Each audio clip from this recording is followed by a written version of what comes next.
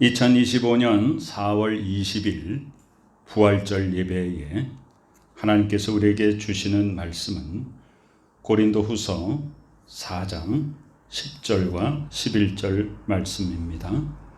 또 일어나셔서 함께 봉독하겠습니다. 우리가 항상 예수의 죽음을 몸에 짊어짐은 예수의 생명이 또한 우리 몸에 나타나게 하려 함이라. 우리 살아있는 자가 항상 예수를 위하여 죽음에 넘겨짐은 예수의 생명이 또한 우리 죽을 육체에 나타나게 하려 함이라. 아멘. 자리에 앉으시기 바랍니다.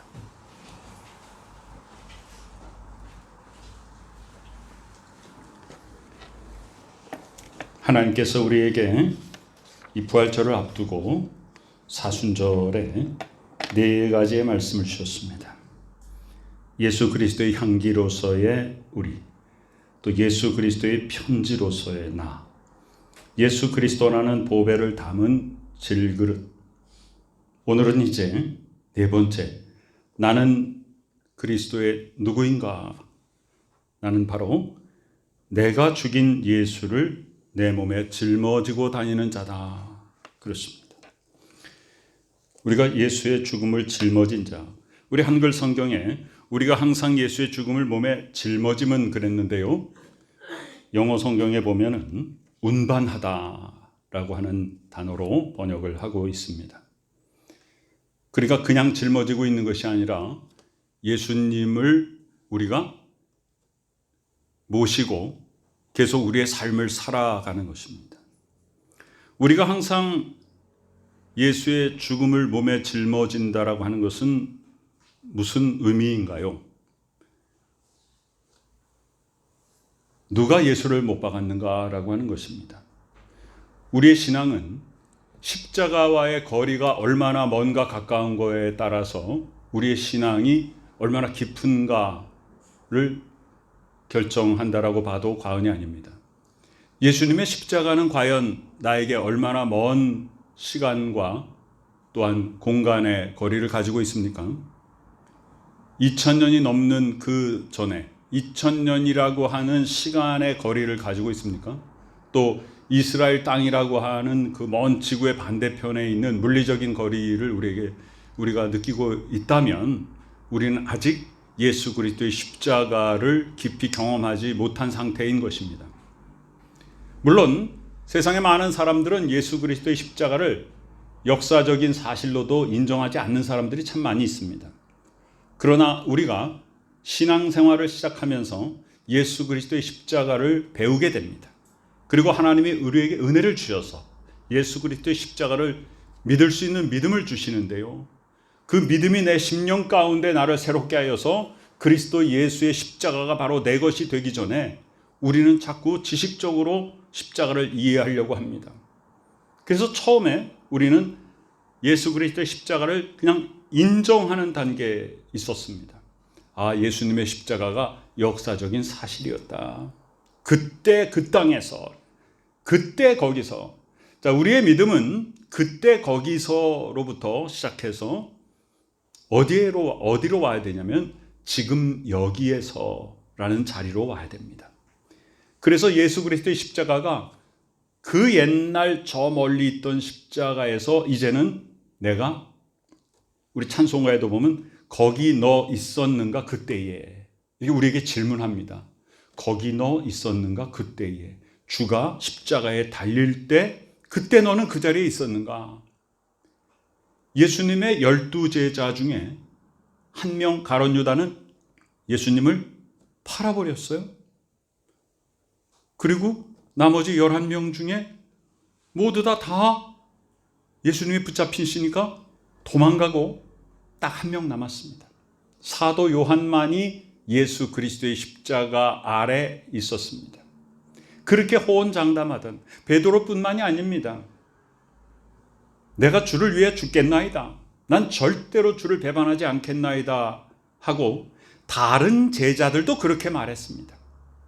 그런데 베드로는 3번씩이나 예수를 부인하는데 그냥 부인하지 않았잖아요. 부인하고 맹세하고 부인하고 저주하고 부인하고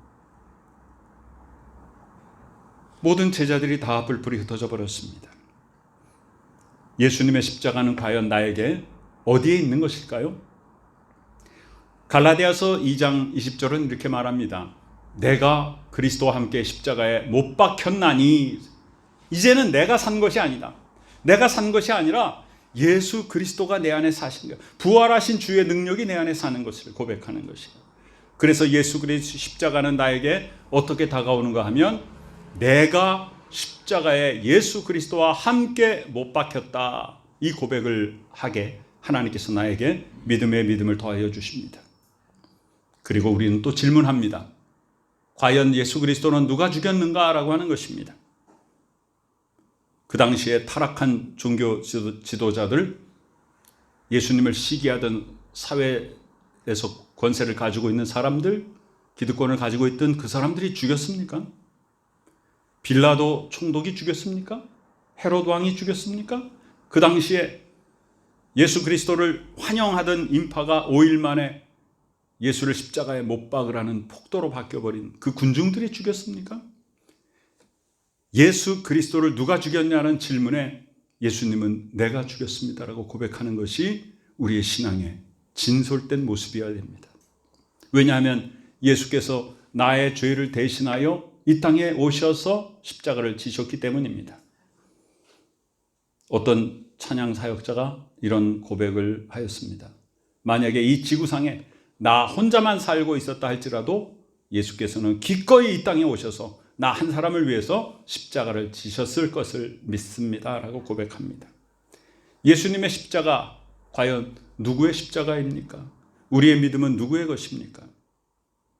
구원의 문제, 은혜의 문제 모두 다 하나님과 나 개인의 관계에 달려 있습니다. 누군가 나를 위해서 중보기도 해줄 수는 있습니다. 누군가 나에게 구원의 길, 은혜의 길로 안내해 줄 수는 있지만 그 사람이 대신 구원 받아줄 수 없습니다. 우리 육신도 내 몸에 밥이 들어오는 것도 내 입으로 먹어야 내 배가 부른 것이지 다른 사람들이 와서 밥 먹으라고 권할 수도 있고 뭐 입에다가 떠 먹여줄 수도 있지만 그 사람이 밥을 먹는다고 내가 배부르지 않습니다. 영적인 것은 더 그렇습니다. 다른 사람들의 영향을 많이 받고 삽니다. 우리는. 중보기도의 능력은 대단한 것입니다. 그렇지만 개인의 구원의 문제는 자신의 것입니다. 은혜의 문제, 축복의 문제 모두 다 자기 자신의 것입니다. 그래서 우리는 예수 그리스도의 십자가 그 능력이 누구의 것이냐, 누구를 위한 것이냐, 바로 나를 위한 것임을 고백해야 됩니다. 내가 그리스도와 함께 십자가에 못 박혀서 우리는 어떤 사람이 되었습니까? 고린도후서 6장에 보면 나는 무명한 자 같으나 이름이 없는 자 같으나 유명한 자다. 이 세상에서는 이름이 없지만 왜 유명하냐? 사도 바울이 이렇게 고백합니다. 그가 정말 굉장히 좋은 가문에서 태어나고 로마 시민권자였고 가말리엘 문화에서 많은 공부를 했고 그 모든 것들, 사회적인 지위와 출생 배경과 여러 가지 가지고 있었던 지위들, 학식 이런 것들을 모두 다 분토처럼 여겼다. 그리고 나는 오직 예수의 십자가만을 자랑한다라고 말합니다. 우리의 이름은 어디 있는가? 바로 질그릇 안에 담겨있는 예수 그리스도의 그 보배로움 때문에 나의 이름이 유명해지는 것이에요. 죽은 자 같으나 보라 우리가 살아있고, 예수 그리스도께서는 십자가에서 죽으셨습니다. 그러나 3일 만에 살아나셨어요. 죽음으로 끝나지 않았습니다. 징계를 받는 자 같으나 죽임을 당하지 아니하고 근심하는 자 같으나 항상 기뻐하고. 우리는 세상 사람들이 보기에 권력도 없고 물질도 없고 저 사람은 무슨 낙으로 세상을 사나 이렇게 바라볼 수 있습니다. 그러나 우리에게는 진정한 기쁨이 있습니다. 진정한 구원의 행복이 있습니다. 또 가난한 자 같으나 많은 사람을 부유하게 하는, 얼마나 놀랍습니까? 마치 내가 가난한 사람처럼 보일지도 몰라요. 그러나 내 속에서는 어떤 은혜가 충만합니까? 천지를 지으신 창조주 하나님께서 나의 아버지이십니다. 나의 아버지예요. 우리가 이 세상에서도 이 재벌의 이 후손들이 주머니에 돈이 하나도 없고 카드도 없고 아무것도 없어도 항상 당당하지 않습니까? 내 뒤에 내 아버지, 내 할아버지가 재벌인데 뭐가 걱정이겠어요? 그 친구들이 다 인정해 줍니다. 그 사람이 지금 수중에 아무것도 가지고 있지 않아도 누가 그를 무시하는 사람이 없습니다. 우리는 어떻습니까? 천지를 지으신 아버지 하나님, 만복의 근원이신 하나님께서 나의 아버지시란 말이에요. 그 내가 무슨 걱정입니까? 하나님께서 다 아시고 돌보시고 지키시고 공급해 주시는 것을 우리는 믿습니다. 그리고 그것을 경험하였고 지금 그렇게 살고 있고 앞으로는 더 복되게 살 것을 우리는 확신하는 것이죠. 그래서 우리는 그것을 압니다. 우리는 가장 부유한 자임을 압니다. 세상 사람들이 그것을 알지 못하고 비록 우리를 가난한 자처럼 취급할지라도 우리는 내 자신만 부유함이 아니라 다른 사람을 부유케 하는 축복의 통로가 된다는 사실을 우리는 알고 믿고 행하는 것입니다. 예수 그리스도의 십자가는 분명히 고난입니다. 예수 그리스도께서 이 땅에 오신 것 자체가 고난입니다. 천국 보좌를 버리고 우리와 똑같은 모습으로 오셨습니다. 그리고 이 땅에서 많은 일을 행하셨어요. 많은 사람들을 돕고 사랑하고 섬기고 모든 것을 다 주었지만 사람들에게 배척을 받았습니다. 공격을 받았습니다. 결국은 십자가에서 목숨을 내어 주셨습니다. 그러나 그 고난이 예수 그리스도께서는 이제 부활의 영광을 맡게 해 주셨습니다. 이 부활이라고 하는 단어는 우리 기독교의 신앙에서 가장 중요한 믿음의 핵심입니다. 부활이라는 말이 있으려면 부활, 다시 사는 거 아닙니까? 다시 산다는 말이 있으려면 뭐가 전제되어야 됩니까? 죽음이라는 것이 있어야 됩니다. 죽음이 없이는 부활이 없어요. 그러니까 고난이 없다면 영광도 없는 것입니다. 그래서 부활은 죽음을 전제로 합니다. 죽음이라는 것은 무엇을 말합니까? 죽음이 오기까지 많은 고난과 환난과 역경이 있었다는 것을 말해줍니다. 예수 그리스도께서 채찍 맞으시고 머리에 가시관 쓰시고 여러 가지 조롱을 당하시고 얼굴에 침뱉음을 당하시고 많은 사람들로부터 외면을 당하셨습니다. 예수님께서는 먹이시고 입히시고 고쳐주시고 다 했음에도 불구하고 사람들은 예수님을 배반하고 조롱하였습니다. 예수께서 제자들에게 말씀하십니다. 여우도 굴이 있고 새들도 둥지가 있고 그렇지만 나는 내 머리 하나 둘 곳이 없다. 그렇게 외로우신 예수님이셨습니다. 예수께서는 이 땅에 오실 때부터 하늘의 영광의 보좌를 버리고 우리와 똑같은 인간의 모습으로 오셨는데 그냥 오신 것이 아니라 가장 낮은 곳에 동물들이 사는 말들이 있는 마구간에 태어나셨어요. 가장 가난한 목수의 아들로 태어나셨습니다. 얼마나 낮아지셨는지 몰라요. 그래서 예수 그리스도의 부활에는 바로 죽음이 있고 고난이 있고 이 땅에 낮아짐으로 오신 탄생이 있는 것입니다.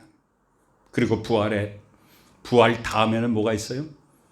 승천이 있고 이제 하늘 보좌 우편에 앉아 계신 예수 그리스도께서 곧 다시 오실 재림의 주님으로 우리에게 다가오실 것입니다. 우리는 그것을 믿는 것입니다. 그래서 부활 속에는 재림이 또한 담겨 있는 것이죠. 우리는 이 예수 그리스도의 십자가와 부활 앞에 어떻게 살아야 될 것인가? 고린도전서 15장 31절에 사도 바울은 이렇게 고백하거든요. 형제들아 내가 그리스도 예수 우리 주 안에서 가진 바 너희에 대한 나의 자랑을 두고 단언하노니 나는 날마다 죽노라 그랬습니다. 나는 날마다 죽노라. 이게 무슨 뜻일까요? 히브리서는 뭐라고 말하고 있냐면 예수 그리스도를 한번 영접한 자가 그 구원의 기쁨을 그 영광의 빛을 맛본 자가 다시금 죄를 짓는다면 그것은 그리스도의 십자가를 현저히 욕보임이라 그랬어요. 그렇다면 이 바울이 그리스도의 십자가를 현저히 욕보이는 것입니까? 그렇지 않습니다. 예수 그리스도께서 성만찬 하실 때 요한복음에는 발을 씻겨주신 장면이 나오지 않습니까? 예수님께서 허리를 숙이시고 무릎을 꿇고 제자들의 발을 씻기실 때 베드로가 뭐라고 그랬어요? 주님이 어떻게 제자의 발을 씻깁니까? 상전이 어떻게 종의 발을 씻깁니까? 난 그렇게 못합니다 할 때 예수께서 내가 내 발을 씻기지 않으면 내가 너와 아무 상관없다 그랬잖아요. 그때 베드로는 막 또 더 나서서 주여 발뿐 아니라 제 몸도 씻겨주옵소서 할 때 예수께서 하신 아주 정확한 말씀이 있어요. 이미 목욕한 자는 발밖에 씻을 것이 없다 그랬습니다. 그럼 사도 바울이 나는 날마다 죽노라라고 하는 것은 무엇이냐면, 우리가 구원받은 이후에도 구원받았지만 우리가 아직 육신의 몸을 입고 이 죄악이 창궐한 세상 속에 살고 있습니다. 날마다 죄의 때가 묻습니다. 우리가 실수합니다. 넘어지기도 합니다. 어려움 속에 빠져 들어가기도 합니다. 내가 아무리 의지를 바라여도 이 세상에서 흔들리기도 합니다. 그럴 때마다 우리는 무엇을 의지해야 돼요? 십자가의 능력을 의지해야 됩니다. 그래서 바울은 그 작은 것조차, 작은 죄악의 유혹조차, 이 세상의 작은 번민의 때가 묻을지라도 그것을 날마다 예수 그리스도의 십자가에서 죽인다는 것입니다. 그래서 우리는 항상 그리스도의 십자가와 함께 가야 됩니다. 오늘 나는 누구인가? 내가 죽인 예수 그리스도를 내가 짊어지고 그리스도를 운반해가는, 움직이는 거예요. 내가 내 삶 속에서 그리스도가 나와 함께 동행하는 것입니다. 오늘 11절은 우리에게 놀라운 영광의 은혜를 가져다 줍니다. 우리 살아있는 자가 항상 예수를 위하여 죽음에 넘겨짐은 예수의 생명이 또한 우리 죽을 육체에 나타나게 하려 함이라. 예수를 위하여 죽음에 넘겨짐은, 이 고린도 후서가 기록될 당시에 그리스도인들이 받았던 핍박과 환난이라고 하는 것은 이루 말할 수 없습니다. 그리스도인들은 엄청난 박해를 받았어요. 수많은 사람들이 순교하였습니다. 그래서 예수를 위하여 죽음에 넘겨짐이라는 것은 상징적인 표현이 아니었어요. 실제로 많은 그리스도인들이 붙잡혀서 기둥에 묶여서 사자에게 뜯기기도 하고 창에 찔려 죽기도 하고 여러 가지 방법으로, 온갖 잔인한 방법으로 죽임을 당했습니다. 그런데 그것은 예수의 생명이 또한 우리 죽을 육체에 나타나게 하려 함이라. 우리는 지금 평화의 시대에 살고 있습니다. 그렇지만 이 신약 성경이 기록된 이 당시에 그리스도인들이 받았을 이 고난이라고 하는 것은 우리가 정말로 영화에서나 볼 수 있는 그러한 장면들, 우리는 상상도 할 수 없습니다. 그것이 우리에게 현실로 다가온다면 우리는 어떻게 그것을 이겨내고 살 것입니까? 그러면 우리는 지금 이 말씀을 나에게 어떻게 받아들여야 될까요? 우리가 예수 그리스도를 믿는다는 것 때문에 세상 속에서 배척을 당하고 조롱을 당하고 비웃음을 살 수 있습니다. 사람들이 그렇게 말합니다. 지금 세상이 어떤 세상인데 너는 그렇게 살아가느냐? 그래, 너 혼자 선하게 살아. 그래. 이렇게 하면서 우리를 조롱합니다. 악이 창궐한 곳에 가서 선을 외치면 핍박을 받게 됩니다. 예수께서 말씀하십니다. 경건하게 살고자 하는 자는 핍박을 받으리라 그랬어요. 제자들에게 말씀하십니다. 세상이 너희를 미워하는 것을 이상한 일 당하는 것처럼 이상히 여기지 말라 그랬습니다. 그러므로 악한 세상에 사는 선한 성도들은 어려움을 당하는 것이 당연합니다. 그때 우리는 무엇을 생각합니까? 나는 왜 이런 어려움을 당해야 되는가가 아니라 이후에 무엇이 있는가? 비교할 수 없는 영광이 있다는 사실을 알아야 됩니다. 우리가 잠시 당하는 이 환난은 장차 우리에게 다가올 영광과는 비교할 수가 없는 것입니다. 디모데후서 2장 11절 12절에 미쁘다 이 말이요, 믿음직스럽다, 이 말씀이 어떤 말씀이냐? 우리가 주와 함께 죽었으면 또한 함께 살 것을 믿는다. 로마서 6장은 제1단계 그리스도 예수와 함께 십자가에 죽고 함께 연합하여 제2단계 그리스도 예수와 함께 장사된 바 되고, 우리가 침례 예식을 행할 때 그렇지 않습니까? 물속에 잠기잖아요. 1단계 그리스도 예수와 함께 십자가에서 죽는 것이에요. 2단계 물속에 머물러 있잖아요. 그리스도 예수와 함께 장사된 것이에요. 그리고 물 밖으로 이제 나오잖아요. 새로운 것으로 탄생하는 거예요. 그리스도 예수의 부활에 연합하는 것입니다. 주와 함께 죽었으면 또한 함께 살 것이요. 그리고 그 다음에 어떤 말씀하고 있어요? 참으면 인내할 수 있는 근거는 뭐냐면 소망입니다. 참으면 또한 함께 왕노릇할 것이요. 요한계시록에서 분명히 우리는 예수 그리스도와 함께 천년왕국에서 그리스도와 함께 왕노릇할 것을 그 요한계시록에서 분명히 바라보았습니다. 우리는 어떤 존재냐 하면 그리스도 예수와 함께 왕노릇하는 존재라는 사실을 알아야 됩니다. 하나님의 사랑이 얼마나 큰 것인가. 로마서 5장은 이렇게 선포하지 않습니까? 우리가 아직 죄인 되었을 때 그리스도께서 우리를 위하여 죽으심으로 하나님께서 우리에 대한 자기의 사랑을 확증하셨다. 얼마나 놀라운 사랑입니까? 그래서 우리가 하나님과 원수가 되어 있을 그때에 예수께서 나를 위하여 죽으셨어. 그래서 나의 죄의 삭신 사망을 대신 치러주시고 예수께서 화목제물로 그의 생명을 바침으로 말미암아 하나님과 나 사이에 나의 죄로 인하여 원수되었던 것이 화목하게 됐어요. 해결됐습니다. 그래서 하나님과 나 사이가 화목하게 되니까 그 다음에 나와 내 이웃 사이가, 나와 타인의 관계가 사랑으로 회복되게 되는 것이에요. 그것이 하나님이 원하시는 인간관계입니다. 예수 그리스도께서 죽은 자 가운데서 살아나셨기 때문에 다시는 사망이 그를 주장하지 못하는 놀라운 부활의 영광이 예수 그리스도께 먼저 오셨고, 예수 그리스도는 부활의 첫 열매가 되셔서 우리 모두가 함께 예수 그리스도와 연합하여 부활한 자가 된다는 사실을 우리에게 분명히 말해주고 있습니다. 지금까지 우리는 항상 예수 그리스도의 은혜를 따라 살아가는, 나는 예수 그리스도의 누구인가라고 하는 말씀을 4주에 걸쳐서 하나님으로부터 공급받았습니다. 나는 예수 그리스도의 향기로 이 세상을 새롭게 하는 진정한 향기를 바라고 있는가? 나는 예수 그리스도의 편지로 내가 지나가기만 해도 사람들이 나를 보기만 하면 하나님의 말씀이 묻어나오는 것인가?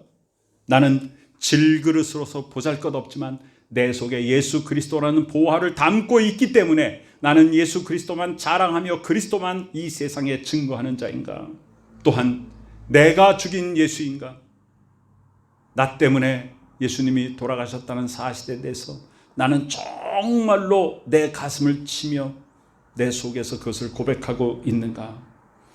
내가 죽인 예수 그리스도를 내가 항상 운반하고 있다. 왜? 내가 죽였기 때문이다.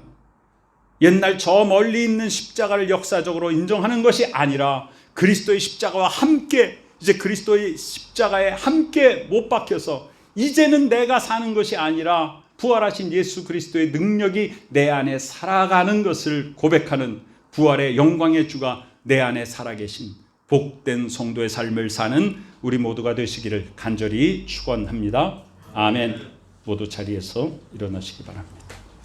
오 하나님 아버지, 예수님을 죽인 것은 바로 나라는 사실을 분명히 깨닫고 그 은혜와 사랑의 공로로 구원받은 것을 항상 잊지 않고 받은 사랑을 나누고 베푸는 하나님의 자녀요 그리스도의 참 제자가 되게 하여 주시옵소서.